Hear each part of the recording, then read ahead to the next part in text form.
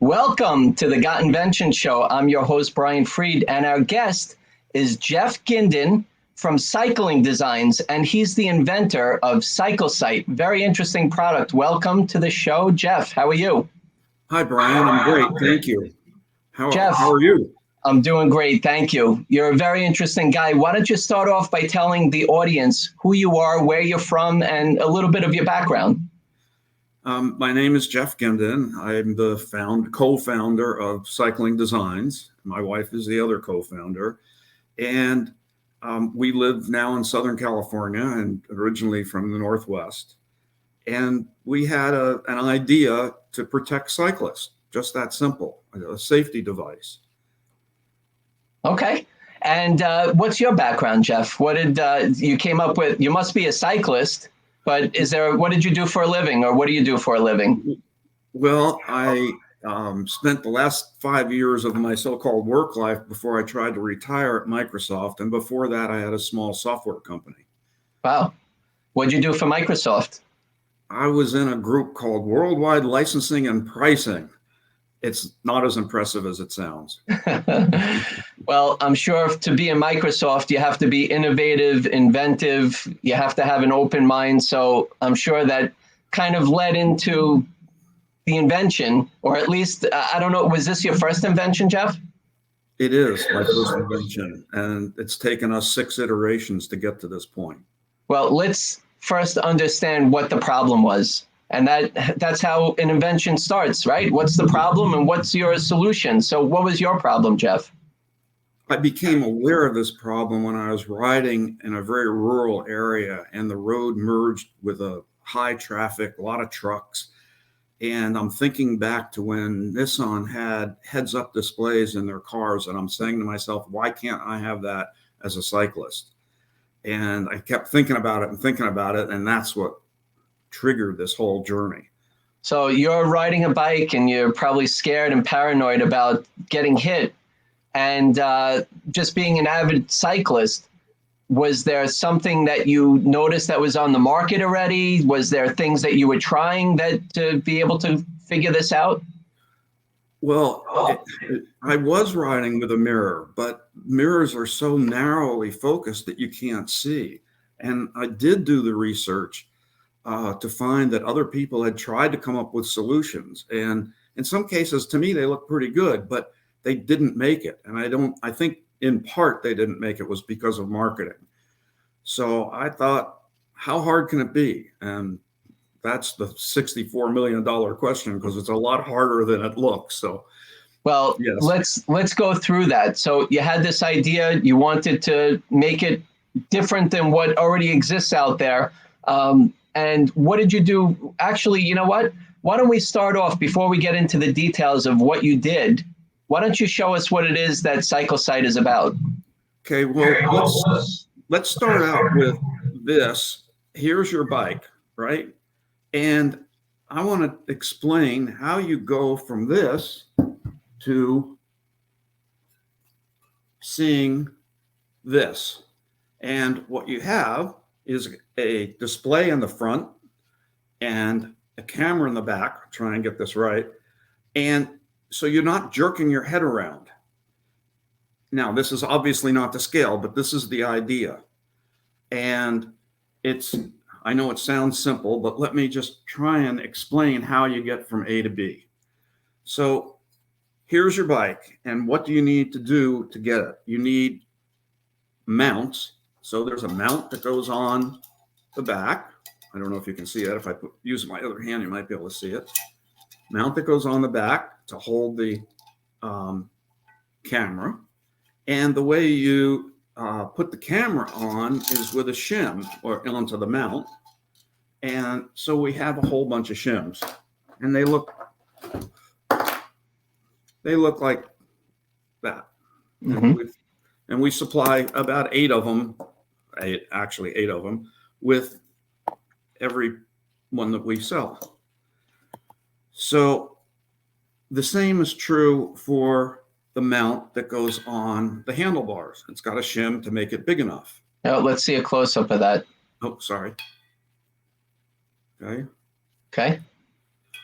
And so then what you have is something that looks like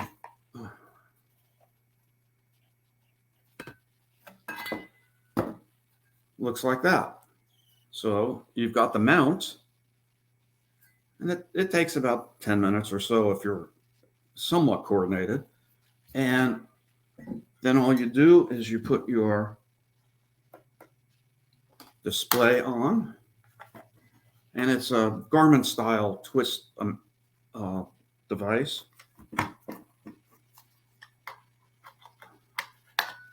And there you go. Wow. And so you can see. And there's no wires, Jeff. And they're how are they communicating, through infrared? No, it's actually a form of FM transmission. FM transmission. Okay. And that's reliable to make sure that whatever is transmitting behind is coming on the screen? Yes. Yeah, we've tested it with tandems and recumbents, and that all works just fine.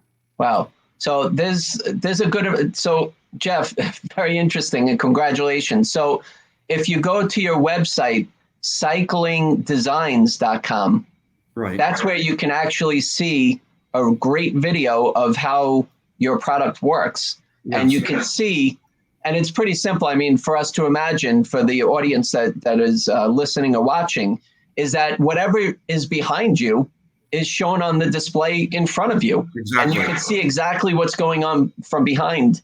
And it's very important, obviously, as a cyclist, but maybe it's also important for other areas. I know you're focused on cycling, but we can talk about that later. What you came up with now, so is very interesting, and congratulations on where you are right now. We're going to talk about that. Thank you. Tell me, when you came up with this idea, because this was your first invention, what did you do first? Like, you had this exciting feeling inside. Did you go and did you shop for these other items, or did you know already that this needed to happen? I did shop, and I found one of the things I found was an extremely large mirror. It's made by a guy in Portland who has a machine shop, of all things, and it's literally about that big, and that's what I've been riding with until this, and it's about the best mirror I've found. I mean, I bought, I don't know, a dozen different kinds of mirrors and tried them out, but you're still jerking your head around. And what my wife and I found when we were riding in tandem, and she's got a mirror on her bar and I've got a mirror on my helmet, that we would still occasionally miss a car or a truck coming up behind us. So just needed something better. And as I say, I did the research and looked for all the alternative products, and I didn't see one that matched. So do you want me to give you kind of the lay of the land of the? Yeah, let's do it. Landscape? Absolutely. So what happened next, Jeff? What did you do? Like you realized that this is an opportunity here. We started looking at the competition. So the competition breaks down into two groups. One is Garmin, a $4 billion or more conglomerate that makes a lot of great cycling stuff. And they bought a company out of South Africa that uses radar. So it'll beep and have little dots. So that gives you feedback without turning around. But no matter who you ask who uses it, they will still tell you, yeah, they turn around to look. The other group are a few companies that make a camera that records. It doesn't give you any feedback on your handlebars. It just records. So you have evidence of an accident. So we combine that. We've got a visual representation and we have a recording. So police will generally favor the motorist, and that the recording helps solve. Yeah, the recording is scary to have to actually need to use. Is there another purpose for the recording? Is it something that a cyclist can use to maybe figure out how they're navigating or to enhance their cycling experience? Not really, because it's facing backwards. It's looking at the rear approaching cars. So if you want to look at cars and trucks coming by you, sure. But no, it's not like a GoPro that's going to, give you that phenomenal experience of, flying through the air or whatever. Understood. Okay. You came up with the idea, you checked, and you shopped and you tried different things. So what did you do next, Jeff? Did you have any understanding at this point of what you were really in for? No. The first attempt that we had actually was a one-piece thing that fit on a helmet, and it had a display that sat over your eye and the camera on the back. So it was all one piece. And I thought it was wonderful, and the people who we had tested hated it. So we said, okay, we had to, back up and start again.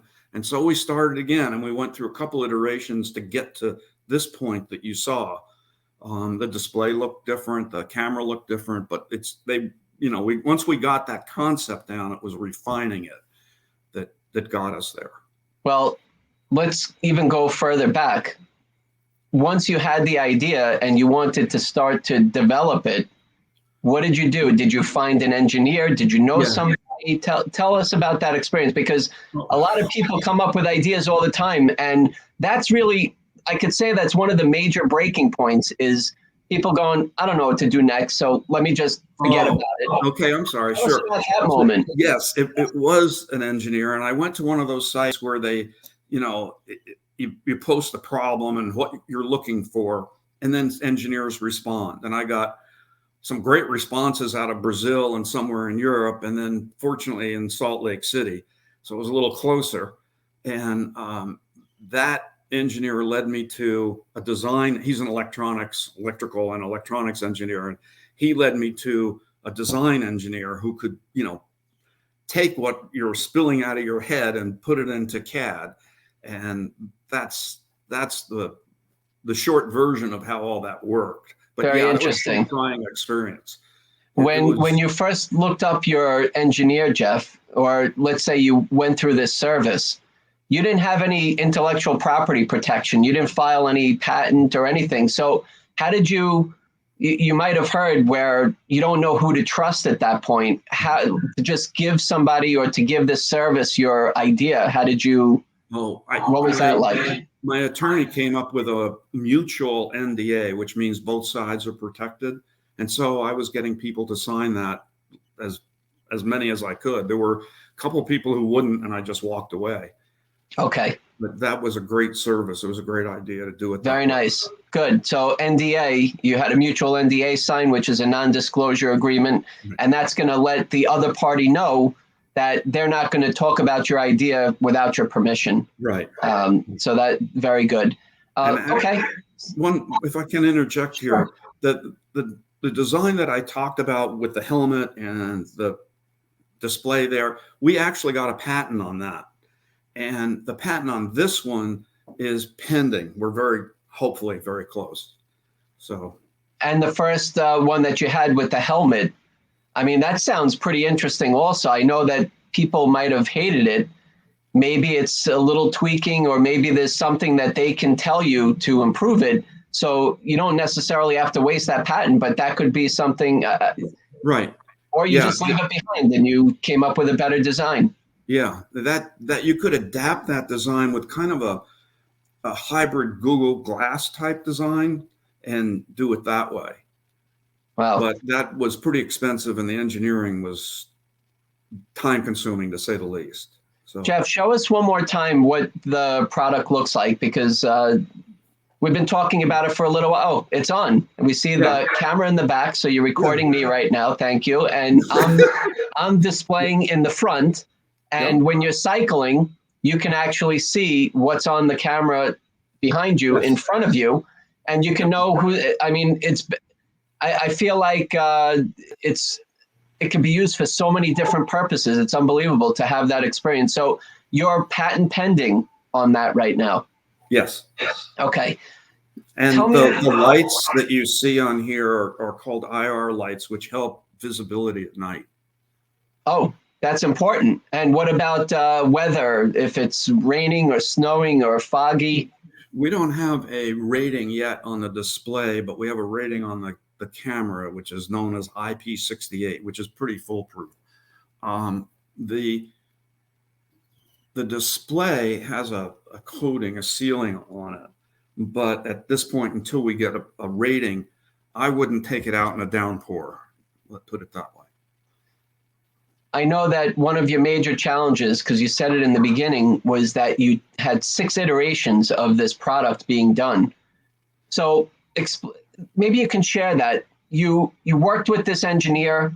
A lot of times, a lot of inventors, when they're getting to a product that they have with electronics or Bluetooth, or you have memory cards and cameras, it could get expensive, and expensive is all relative to what that means to people. Explain to us those iterations, because it sounds frustrating and it sounds costly, but you wanted to get to where you want to go with this camera and this experience here. So maybe you can share what those iterations look like and why you wanted to continue to improve on it. Well, the iterations, I guess, fall into 2 groups, one with the helmet and one with this design. And they were, I wouldn't call them micro steps, but they were kind of stepping one step at a time, trying for us to try and think it through. When I say us, I include myself, but it's really the engineers who are, nothing short of brilliant to be able to pull this off, to hear my words and them do it. But yeah, it is very costly. It is very time consuming. And it's a lot of work. I mean, you just can't explain. I just can't relate to people how much work this takes of being able to pull this off. And you were doing this as most of the time when there's somebody or comes up with an invention, they're usually doing this kind of like they have their full-time job and they have their bread and butter. And this is kind of a hobby that turns into something. Hopefully you want it to convert into a full-time business or a good revenue stream. But Jeff, there's a lot of people out there that might not be in a position to be able to pay for all these iterations and doing an engineering and electrical. There's some options, right? You can crowdfund, you can ask your friends and family, you might have your personal savings.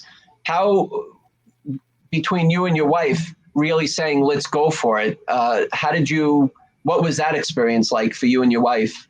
It's been going on. I mean, we know that I was supposed to retire, and we know that we're pulling money out of retirement funds. So it's a high risk situation. For somebody who's doing this while they're working full time, that's good. You got money coming in, but it means you're going to be spending a lot of time working your day job and your night job. It's a commitment. If this is anything significant at all, it's a huge commitment. And one of the things I can say that I wish I had done was be able to find a co-founder who could have contributed in all sorts of ways. And I've compensated with that by the engineers who have helped. I have also some advisors who have been great, and be able to bounce ideas off and thought, and people who just ride a lot. They know the industry, and some people have got me into bike stores, and I've been able to talk to bike stores managers and owners. They've been a big help, and the list just goes on and on. You just have to keep kind of working the problem. Right, and you're investing in yourself, right? That's really. But there's the other side of it, Jeff, where you're running a business, or you're thinking that you're starting a business and you're making business decisions. And then there's the emotional side of it. So what's that like for you? Because when you're making these decisions, especially going through the iterations and spending more money and dealing with the engineers and seeing and hoping for the big picture, what is that like for you to balance out between being a business owner, investing in a product, a business, and the emotional side of it for you, Jeff? It is very much a roller coaster. I mean, from one day you're up at cloud 9 on 60,000 feet and getting the big picture and enjoying the view, and the next day you're plummeting down the roller coaster, and it's just daunting. And you're facing problems, some big, some small, every day. And the issue, I think, is handling the day-to-day problems while trying to get the bigger picture. And there's one particular tool that has forced me to do that. It's a Gantt chart for what it's worth. I mean, it just forces you to look beyond. And so you have to do both. There's no choice. Look, every person and every product are different. So everybody has their own journey. And this is your journey, Jeff. Yeah. So But there's the brighter side of it, and look at where you are now. You have many iterations to get to a point where you are today. You've gotten great feedback. You've tested it. You've made a mini sample there. You have prototypes, and you're going into production. You're taking pre-orders, which we're going to talk about. But look at how far you've come. So when you got that last version of the way that it should be, what was that feeling like? I was afraid to say this is it, because we've been up and down so much. I've been there. So, and you're going like, is this really it? And finally you say, yeah, this is it. This works.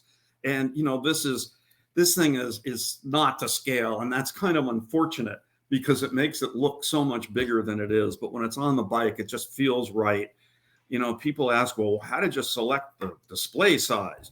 Well, honestly, we wanted a commercial size display. We didn't want to have to reinvent the display. We had to reinvent what's inside, the board inside and the firmware, but we didn't want to have to reinvent the actual display. So is 5-inch too big? Yeah, it's way too big. Was 4-inch? Yeah, it's still too big. Is 2-inch? No, it's too small. So you come up with a compromise. Some people say it's gigantic. Some people say it's not big enough, but it's a compromise. And we tried to, make the camera in this last iteration from sticking out to kind of fitting in to the bike profile. So, right. This is design engineering, which I'm not, is all I can tell you. Well, that's why you find a specialist. I get really lucky. Right. Well, you found a specialist to be able to help you. And then you finally got it to the way that you wanted. So now the next step is to find a factory. How did you work with the engineer and go based on their recommendation, or did you find one on your own? Somehow I got introduced to an engineer in Northern California who has contacts all over the place. And it really was one of the most fortuitous things possible. And he enabled the selection of a company to make the urethane molds. So for our first set of pre-orders, about 60 of them, we're using urethane molds. And you can get into that, I'm sure, later. And so he found the company that he works with. And so we've used them to do that. And the same kind of thing happened somewhat fortuitously with other things in terms of suppliers. The guy who did the final really good testing that we needed is here in Southern California. So it's just one of those things that things started to finally come together, and the right people in the right place just kind of made things happen. Now, once you found the factory, and sometimes people check to see what the pricing is, comparing them, making it in the US, making it overseas. What was that decision-making process for you? I went out to about 10 or 12 different 3D printing companies that also make urethane as well as injection molding companies, and I got quotes. And I had some great discussions with people. They were all, I think, great people and great companies. It just turned out that this one was a lower cost. I don't think I could have gone wrong with any of them. Oh. So yeah, I may be wrong in that statement, but they all seem knowledgeable and helpful. Now, you have this polyurethane mold that you're making, and that's going to allow you to make short run, right? Yes. To be able to make a short run. Yep. So you can gauge the market. And what's your plan at this point, Jeff? So you're in that process right now? Yes, it's kind of a dual track where we're doing the social media marketing, and we're trucking along, getting these pre-orders out, the 60 pre-orders. And then from there, we'll start to figure out what we need to do to get to the quote unquote 500. Okay, so you have you're pretty much ready to go to take orders, and that's what you're doing now. Yes. So your website, cyclingdesigns.com, is taking pre-orders for Cyclesight, and that's the name of the product.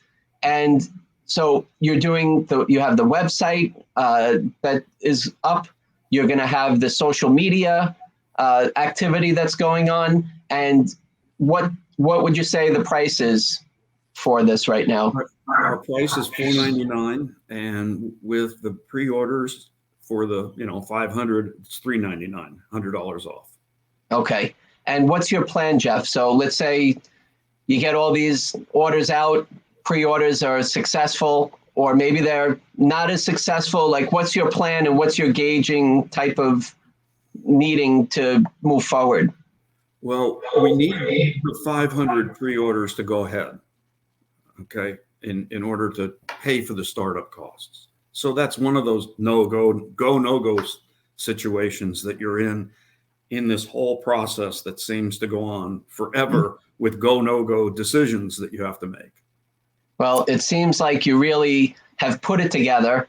You have the website that's just about ready to launch as we're speaking, and you're going to be driving traffic to that site.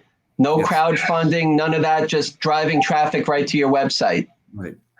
Okay. We didn't go. Do you want me to comment on that? Yeah, we didn't absolutely. go the crowdfunding thing because, first of all, what people don't realize is the success rate of crowdfunding is anywhere from 30 to 60%. It's not a slam dunk. The work to get to that point is all before you see it go up on the site. So you need a list. Now, a list means a qualified list, and qualified means that these are people who are definitely interested. We don't have 10,000 people who are definitely interested. So what we're doing with the marketing campaign is creating that list, generating the interest, and getting the orders. Mm-hmm. And we will take we're taking two types of orders. I'm sorry, I should have said that earlier. But the first type is you pay the $399. The other type is you pay $1. Now, obviously, $1 doesn't get you to the head of the line, but it does create a reservation. Understood. So, Jeff, very interesting journey. You definitely seem like you're well structured and you gotten to a point. We didn't hear all the pain. We know that you've had plenty between you and your wife getting to this point, but you're almost there. You're almost there. So give us, for inventors, entrepreneurs, the audience who just loves supporting and watching inventors and innovation out there, give us some words of wisdom, Jeff, because you've been through it at this point and you've definitely spent some money. You made some mistakes. You've had some successes, and hopefully there's going to be tons more of success for you and your product, Cyclesight. Give us some words of wisdom for the audience out there. I think my words of wisdom would be where I'd harken back to when I had to manage programming projects, what you call development work now, many years, decades ago, it seems like. And one of the hardest things to do was to estimate how long a project was going to take. No matter how finitely you broke it down, it was very difficult. And my peers and I would say, what's your multiple? Meaning you come up with an estimate. What do you multiply it by?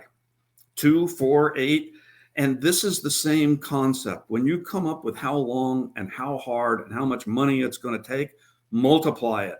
Pick a number, because that's what it's going to be. You gotta be in it to make money. Otherwise, it's just a hobby. So You have to make that decision, and that's what you did. Jeff, congratulations on your success so far. We're all cheering for you. We're going to do whatever we can to get this word out there so people can see it. Cyclists, maybe we'll find some other reasons to purchase it if we're not a cyclist, but we wish you all the best. Jeff, give us one more quick glance of Cyclesight. Yep. Sure. All right. We got the camera in the back, the LED is it LED? The LED display in the front. Yeah, you have an LCD, you have a memory card in there. Fantastic. Yes. So you can pre-order. You might be watching this and it's available already, but if you want, you can pre-order it. Cyclingdesigns.com. Jeff Gindin of Cycling Designs, the inventor of Cyclesight. Thank you so much, Jeff. Congratulations. Brian, thank you so much for having me. I really appreciate it. And thank you. I enjoyed doing this. Thank you. Thank you very much. And everybody out there, keep on inventing. Have a great day.